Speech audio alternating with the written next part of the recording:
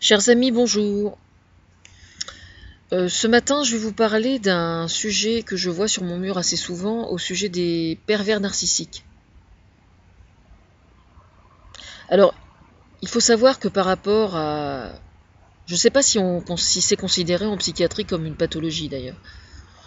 Enfin, nous sommes tous plus ou moins à des degrés divers des malades mentaux, pour ceux qui ne seraient pas au courant. Le simple fait de se gratter, par exemple, c'est considéré comme une pathologie. Il faut quand même le savoir. Donc... Enfin bon, bref. Glisse, on va dire à l'autre. Mais au sujet des pervers narcissiques, là, c'est intéressant parce que j'ai quelques groupes qui viennent sur mon mur. Enfin, je fais partie de certains groupes, donc je commente quelquefois. Donc je mettrai les liens éventuellement, parce que ça peut intéresser quelqu'un. Il se trouve que ce matin, il y a un sujet qui a été abordé qui était très intéressant. C'est une des victimes d'un pervers narcissique, donc séparée, si je crois, séparée, oui. Et donc elle est suivie par un thérapeute et le thérapeute lui a posé la question de savoir si les autres femmes du groupe seraient d'accord pour qu'il vienne intervenir sur le groupe Facebook.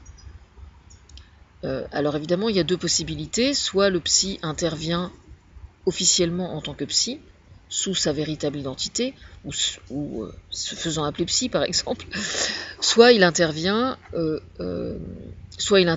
caché sous un pseudo. Et ce qui était intéressant, c'était d'observer les réactions, justement. Parce que ça appelle évidemment à énormément de réflexion. Il y avait certaines femmes qui disaient non, moi je préfère pas, s'il est psy, il a qu'à dire qu'il est psy, etc. Et puis moi j'ai fait la remarque quand même que n'importe qui sur Facebook, sur le plan juridique aujourd'hui, peut très bien se pointer, raconter qu'il est psy, et puis mine de rien entrer dans les conversations et raconter des trucs complètement tordus, être lui-même un manipulateur mal intentionné, etc., etc. Et je pense que d'ailleurs c'est mon avis et je le partage. Mais c'est vrai, ça peut très bien se produire. Mais, effectivement, le pseudo, c'est chiant parce qu'on ne sait pas à qui on a affaire. Mais ce qui importe sur les réseaux sociaux, c'est ce que l'on vous met sous le nez et le discours qui est tenu, bien plus que la personne. Ce que je veux dire par là, c'est que si vous voyez que si une femme raconte sur les réseaux sociaux, que ce soit dans ce groupe-là ou n'importe où, qu'elle va pas bien pour telle raison, et que quelqu'un d'autre... Attendez, j'ai des feuilles mortes qui tombent sur mon ordinateur. Boulot. Moi qui suis bénévole, j'ai une feuille de boulot. Elle est pas terrible, hein, mais bon, on fait avec. Oui, ce que je veux dire, donc, c'est que sur un réseau social, si vous avez quelqu'un qui ne va pas bien, et quelqu'un va lui déposer un lien d'un poème ou d'une chanson qui est susceptible de lui remonter un peu le moral et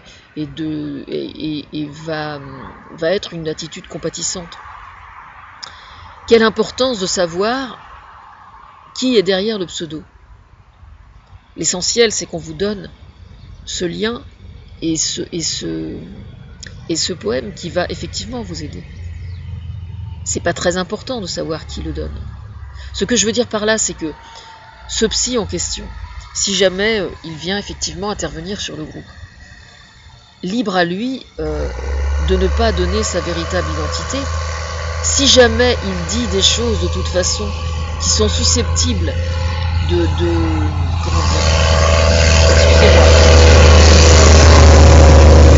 c'est vraiment de la gourmandise. Ce que je veux dire, oui, c'est que si jamais il dit des choses qui sont susceptibles de blesser quelqu'un, on va s'en apercevoir tout de suite. Bah oui.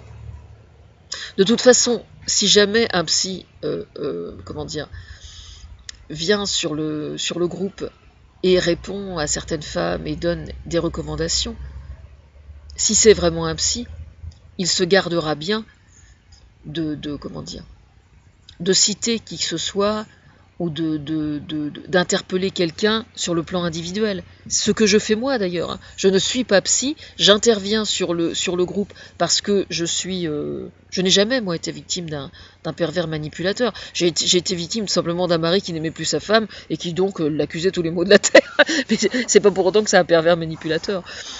Vous voyez ce que je veux dire, c'est plus complexe que ça hein, d'ailleurs. C'est ce que j'ai expliqué ce matin sur le groupe d'ailleurs, c'est que les pervers manipulateurs sont des personnalités qui sont quand même assez complexes. Ils ont certains traits de caractère qui sont extrêmement dommageables, effectivement. C'est-à-dire menteurs, c'est-à-dire montant des châteaux en Espagne, mais surtout, là où c'est vraiment très caractéristique, c'est qu'au moment où ils se retrouvent dans l'intimité avec la femme avec laquelle ils vivent, le discours est tout autre. C'est-à-dire que dans l'intimité, c'est des insultes, c'est des rabaissements, c'est t'es nul, c'est tu sais pas faire ça, etc., etc. Et la culpabilité au maximum. Alors vous me direz quelle est la différence entre un couple en crise et un mec qui est pervers manipulateur. C'est bien là qu'est la nuance, justement. C'est que c'est pour ça que c'est beaucoup plus complexe qu'on veut bien le faire croire. C'est ce que j'ai expliqué ce matin. Je dis méfiez-vous des cases, quoi. Méfiez-vous des cases et des étiquettes. Moi, ça m'est déjà arrivé que mon ex me dise que j'avais jamais rien fait de bien de ma vie. C'est pas pour autant que c'est un pervers manipulateur. Simplement, il aimait plus sa femme. Il aimait plus sa femme et puis reconnaître qu'il avait des torts, bah, c'était pas possible parce que ça le remettait en cause. Il n'est pas pervers manipulateur pour autant. Il y a énormément de femmes qui méprisent leurs femmes et qui ne sont pas des pervers manipulateurs. Simplement, leur couple est en crise. Et puis, il y a un truc qui me gêne quand même pas mal dans le groupe, là. Il y a plusieurs groupes. Hein. Ce qui me gêne pas mal, c'est qu'en fait, on parle des pervers manipulateurs hommes, mais jamais il est venu à l'esprit de quelqu'un que ça pouvait être aussi des femmes. Moi, je connais des tas de mecs, par exemple, des mecs vachement bien, qui ont vécu avec des femmes qui étaient des vraies garces, et qui avaient une attitude particulièrement perverse. Ça existe aussi, au même titre qu'il existe des hommes qui sont battus par les femmes, et qui sont persécutés psychologiquement par des femmes. Je parlais hier justement de la situation de chômage. Quand un homme se retrouve au chômage dans un couple et que madame travaille, je peux vous dire qu'il a les oreilles qui sonnent grave. Hein. Le mec, il a rien fait, il se retrouve licencié et on l'emmerde parce qu'il fait pas bouillir la marmite. Vous vous rendez compte, c'est sa femme qui ramène la paye. Non mais attendez. Mais oui, c'est ça le problème. C'est qu'il y a des femmes aussi qui sont pas... faut pas s'imaginer que parce qu'on est une femme, on a systématiquement toutes les qualités. Hein. Il y a des femmes qui déconnent grave quand même. Hein. Et il y a des femmes qui ont une attitude particulièrement perverse vis-à-vis de leurs compagnons, vis-à-vis du père de leur enfant, etc., etc. Quoi qu'on en dise, je suis désolée. Et là, justement, quand on en vient aux pervers manipulateurs, je tiens quand même à vous rappeler que l'un des principes fondamentaux du féminisme consiste à ce que, dans la mesure du possible, à chaque fois que c'est possible, il est souhaitable que la femme ait un travail, d'accord ? Ait un travail, même si ça n'est qu'un travail à mi-temps ou à quart-temps, qu'elle ait, au minimum, un peu de revenus. C'est extrêmement important. Je ne suis pas en train de mépriser la femme au foyer. J'ai été moi-même au foyer pendant 25 ans et j'avais la chance d'être aimée et d'être en couple avec un homme qui était assez intelligent pour avoir pleinement conscience du fait que d'élever des enfants, d'avoir un jardin, des poules, etc., etc., ça demandait énormément de travail. Et à l'époque où il aimait sa femme, il était le premier à reconnaître ça. Donc j'étais très bien comme ça. Jusqu'au jour où ça m'a explosé à la... entre guillemets. Vous voyez ce que je veux dire ? Et là, croyez-moi, j'ai amèrement regretté de ne jamais avoir travaillé, mais alors à un point que vous ne soupçonnez pas. Vous voyez ? Donc c'est pour ça que quand on dit aux femmes qu'il est mieux d'avoir un travail, c'est pas pour s'en prendre à un schéma traditionnel. C'est simplement que dans les faits, on se rend compte que malheureusement, le jour où ça commence à aller mal dans le couple, elle est infiniment plus vulnérable si elle n'a pas de travail. D'accord ? C'est pas pour s'en prendre au schéma traditionnel. Moi, je vais redire le chiffre, hein, parce que là, je le claironne partout, parce que c'est la vérité. Moi, quand je suis partie d'avec mon mari, sur 4 femmes au foyer qui étaient dans un couple en situation de crise extrême, les 3 autres se sont suicidées et moi, j'ai atterri à l'hôpital psychiatrique. D'accord ? Voilà. Ça, c'est un chiffre qui doit vous parler, normalement. Voilà. Alors les maisons transgénérationnelles vont avoir aussi pour objectif justement de pouvoir permettre un hébergement à des couples qui sont en crise avant que ça n'explose. Hein. Parce que le problème, c'est que quand ça explose et que ça tourne vraiment très très mal, c'est à coup de fusil ou à coup de couteau quelquefois. Hein. Alors évidemment, on apprend ça une fois que le mal est fait, évidemment. Et puis, drame familial. Voilà. Drame familial. Bah oui, drame familial, il va falloir essayer de faire que ça se produise de moins en moins quand même. J'aimerais bien, quoi. Vous voyez ce que je veux dire?